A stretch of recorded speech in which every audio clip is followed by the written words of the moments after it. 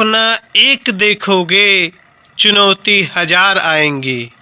सपना एक देखोगे चुनौतियाँ हजार आएंगी, पर वो पल आनंद देगा जब सफलता पास आएंगी। पर वो पल आनंद देगा जब सफलता पास आएंगी।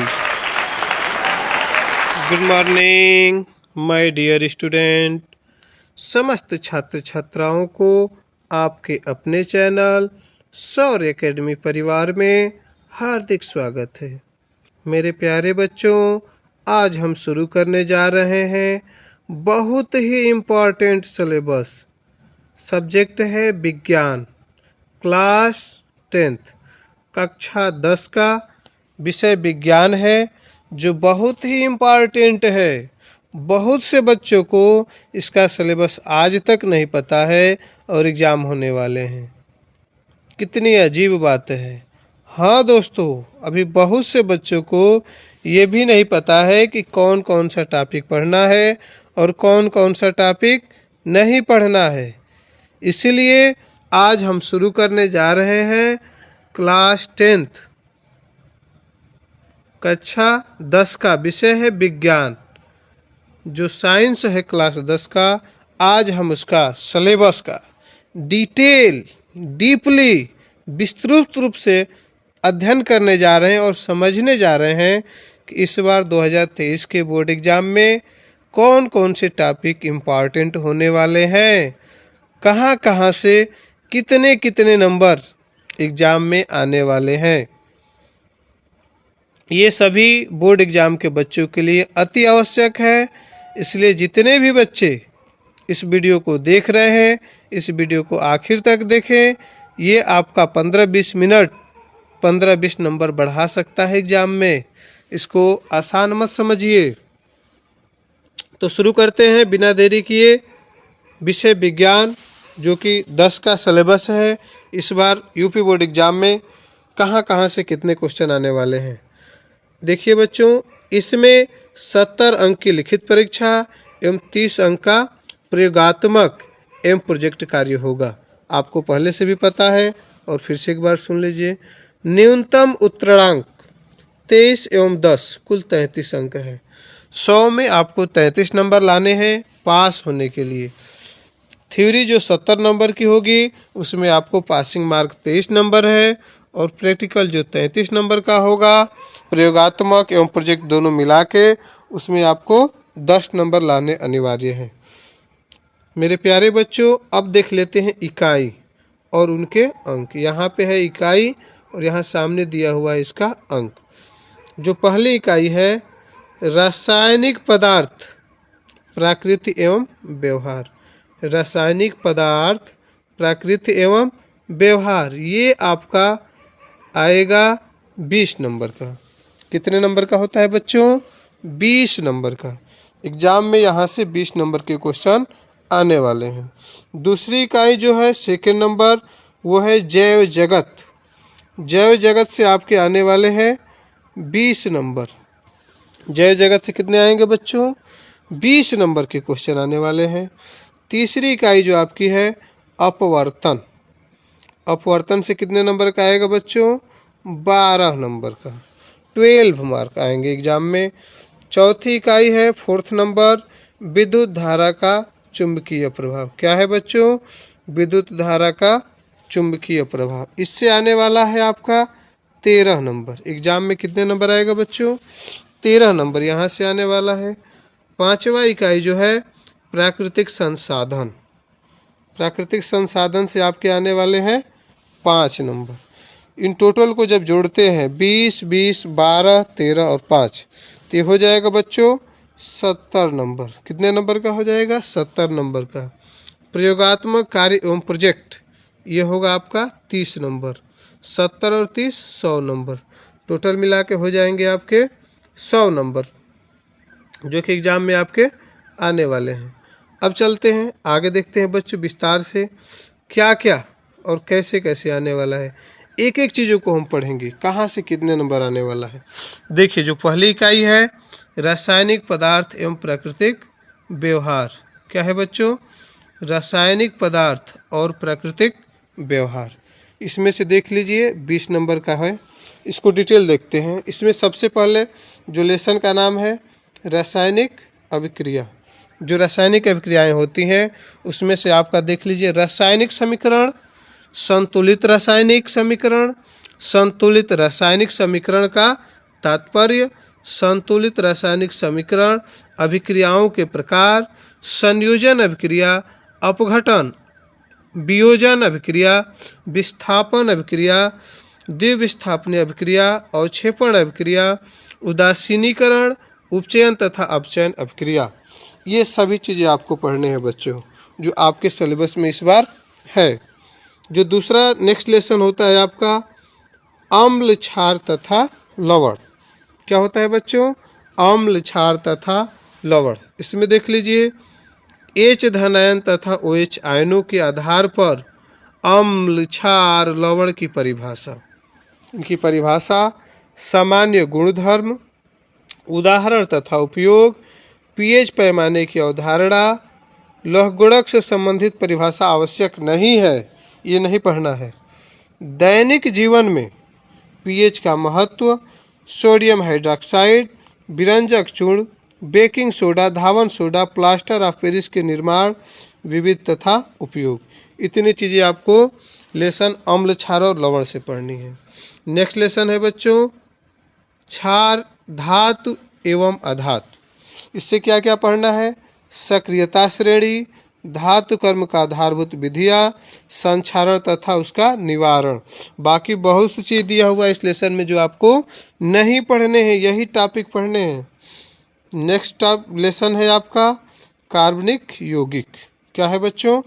कार्बनिक यौगिक। इसमें देख लीजिए कार्बनिक यौगिक के संयोजी अबंध, कार्बन की सर्वतोमुखी प्रकृति, सबजातीय श्रेणी, प्रक्रियात्मक समूह वाले कार्बनिक यौगिक, halogen, alcohol, ketone, aldehyde, alkane, alkyne की नाम पद्धति, संतृप्त तथा असंतृप्त हाइड्रोकार्बन में अंतर, कार्बनिक यौगिक के रासायनिक गुणधर्म, दहन, ऑक्सीकरण, संकलन, प्रतिस्थापन, अभिक्रिया। ये सभी अभिक्रिया का पढ़नी है। दहन, ऑक्सीकरण, संकलन और प्रतिस्थापन। एथेनॉल तथा एथेनाइक अम्ल, केवल गुणधर्म तथा उपयोग पढ़ने हैं। साबुन और अपमार्जक के बारे में पढ़ने हैं। पांचवा लेसन जो है आपका तत्वों का आवर्त वर्गीकरण। इसमें बच्चों पढ़ना है वर्गीकरण की आवश्यकता, मेंडलीफ की आवर्त सारणी, आधुनिक आवर्त सारणी, गुणों में उन्नयन संयोजकता, परमाणु क्रमांक, धात्विक तथा अधात्विक गुण। इतनी चीज़ें आपको पढ़नी है इकाई 1 में। अब शुरू करने जा रहे हैं जो अगला टॉपिक है हमारा, जो आगे पढ़ेंगे हम, वह है आपका इकाई 2 जो है जैव जगत, अर्थात तो बायोलॉजी के जो लेसन है। यहाँ से कितने नंबर आएगा बच्चों? 20 नंबर आने वाला है। एग्जाम में कितना आएगा? 20 नंबर। अब देख लीजिए, इसको पहला लेसन है जैव प्रक्रम। इसमें पढ़ना है सजीव पौधों तथा जंतुओं में पोषण, श्वसन, परिवहन तथा उत्सर्जन की मूलभूत अवधारणा। दूसरा लेसन है इसमें प्रजनन। इसको देखिए, जंतुओं तथा पौधों में प्रजनन, लैंगिक तथा अलैंगिक प्रजनन, स्वास्थ्य आवश्यकता तथा परिवार नियोजन की विधियाँ, सुरक्षित यौन एवं HIV एड्स प्रसूति एवं जवन स्वास्थ्य। तीसरा लेसन है इसमें अनुवांशिकी एवं जैव विकास। इसमें पढ़ना है बच्चों अनुवांशिकता, मेंडलीफ का योगदान, लक्षणों की वंशांगित के नियम, लिंग निर्धारण, इसका संक्षिप्त परिचय पढ़ना है, विकास की मूलभूत संकल्पना। अब शुरू करते हैं इकाई 3। तीसरी इकाई देख लेते हैं बच्चों। इसमें है इकाई 3 में प्राकृतिक घटनाएं, समृद्धियाँ, वक्र पृष्ठ द्वारा प्रकाश का प्रवर्तन। तीसरी इकाई में क्या है? प्रकाश है। गोलीय दर्पण द्वारा प्रतिबिंब बनना, वक्रता केंद्र, मुख्य अक्ष, मुख्य फोकस, फोकस दूरी, दर्पण सूत्र। निगमन नहीं पढ़ने हैं। आगे है अपवर्तन। इसमें पढ़ना है अपवर्तन के नियम, अपवर्तनांक, गोलीय लेंसों द्वारा अपवर्तन के गोलीय लेंसों द्वारा प्रतिबिंब का बनना, लेंसों द्वारा प्रतिबिंब बनने के नियम, लेंस सूत्र। ये सब अपवर्तनांक में कितने नंबर का आएगा बच्चों? 12 नंबर का है ये। इसको भी आप ध्यान रखेंगे, 12 नंबर है ये। आगे देखिए, मानव नेत्र में लेंस का कार्य पढ़ना है। दृष्टि दोष एवं निवारण, जो दृष्टि दोष होते हैं, निकट दृष्टि दोष, दूर दृष्टि दोष, वो सब सिलेबस में है। गोलीय दर्पण तथा लेंसों का अनुपयोग। प्रिज्म पढ़ना है, प्रकाश का अपवर्तन, प्रकाश का विक्षेपण। इकाई 4 है विद्युत का प्रभाव। विद्युत का प्रभाव में पढ़ना है विद्युत धारा, विभवांतर, विद्युत धारा, ओम का नियम, प्रतिरोध, प्रतिरोधकता, कारक जिन पर किसी चालक का प्रतिरोध निर्भर करता है, प्रतिरोधी संयोजन, श्रेणी क्रम, समानांतर क्रम एवं विद्युत धारा का उष्मीय प्रभाव, विद्युत शक्ति, पी भी आई तथा आर में अंतर संबंध। अंतर संबंध भी पढ़ने हैं, ये ध्यान रहे। अब देखते हैं बच्चों, विद्युत धारा का चुंबकीय प्रभाव। ये कितने नंबर का आएगा? 13 नंबर का है सिलेबस में, अर्थात यहाँ से 13 नंबर आएंगे। इसमें देख लीजिए, विद्युत धारा का चुंबकीय प्रभाव। चुंबकीय क्षेत्र, बल रेखा, क्षेत्र रेखाएं। किसी विद्युत धारावाही चालक के कारण चुंबकीय क्षेत्र, परिनालिका में प्रवाहित विद्युत धारा के कारण चुंबकीय क्षेत्र, चुंबकीय क्षेत्र में किसी विद्युत धारावाही चालक का बल। फ्लेमिंग का बाएं हाथ का नियम। विद्युत मोटर, विद्युत चुंबकीय प्रेरण, प्रेरित विद्युत विभवांतर, प्रेरित विद्युत धारा, फ्लेमिंग के दाएं हाथ के अंगूठे का नियम, विद्युत जनित दिष्ट धारा, प्रत्यावर्ती धारा, प्रत्यावर्ती धारा, आवृत्ति।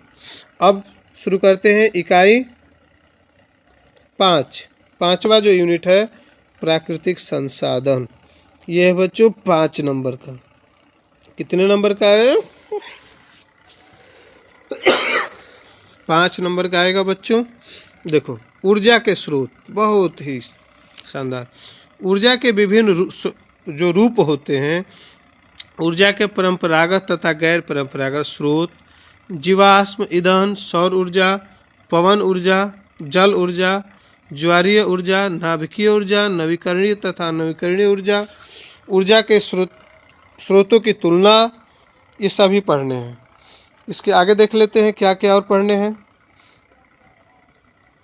हमारा पर्यावरण जो लेसन है, इसमें से पर्यावरणीय समस्याएं, अपशिष्ट उत्पादन तथा निवारण, जैव निम्नीकरण तथा अजैव निम्नीकरण पदार्थ।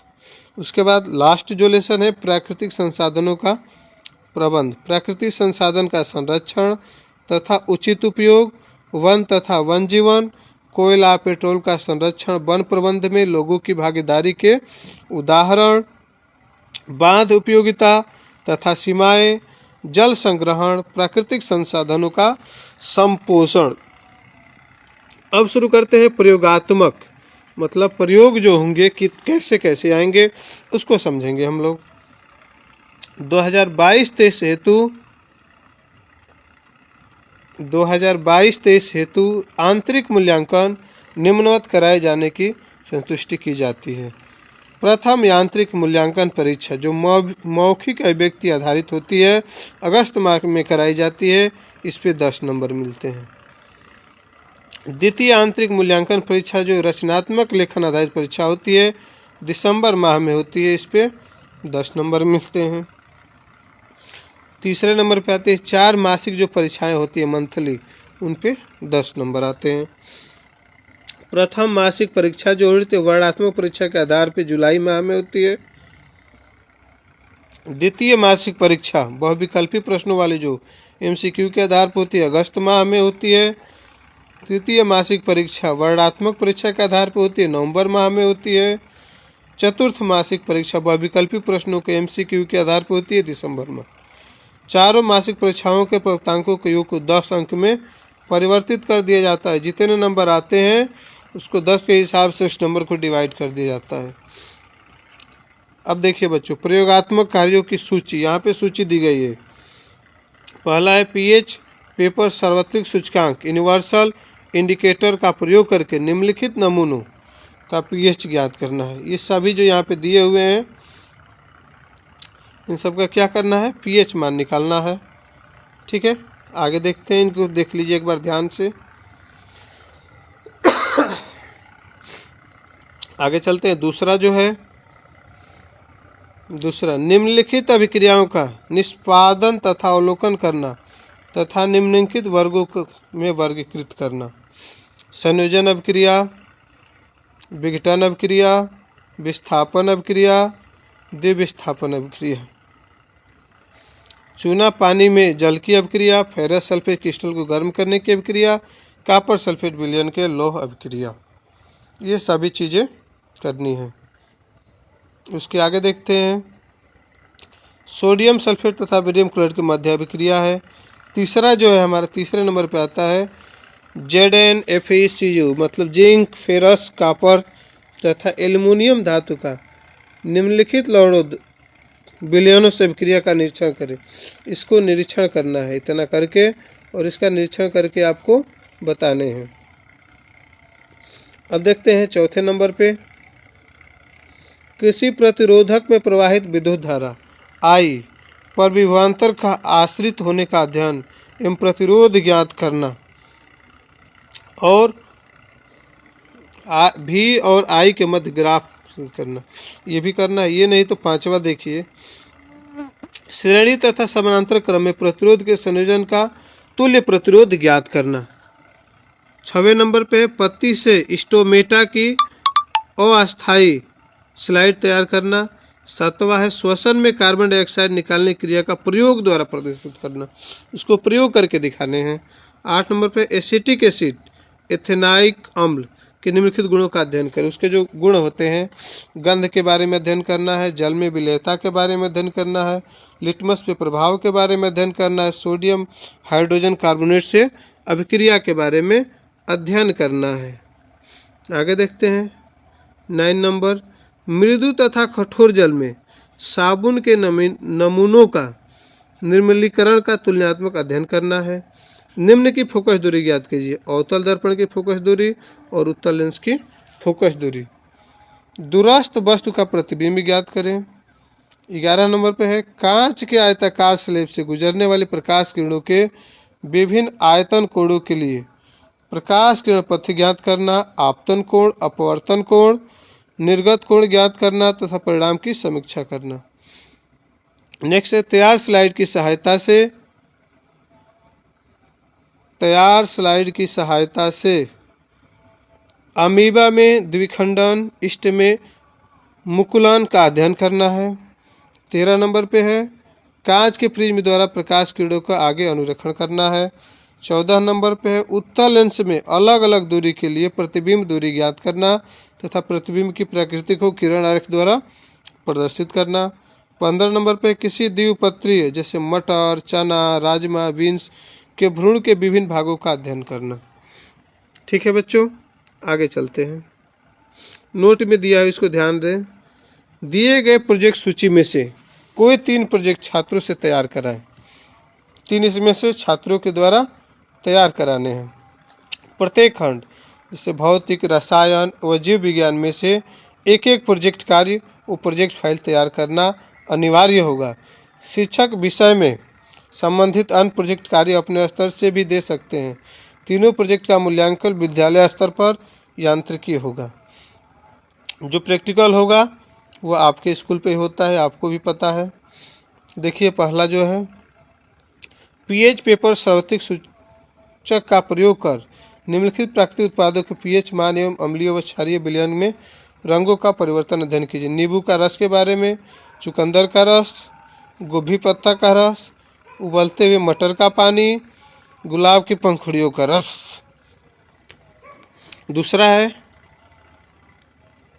रासायनिक उद्यान केमिकल गार्डन बनाना। कांच का जार, बालू, वाटर ग्लास, विलयन, कॉपर सल्फेट, कोबाल्ट सल्फेट या मैग्नीशियम सल्फेट के क्रिस्टल, इन सब से क्या करना है, केमिकल गार्डन बनाना है।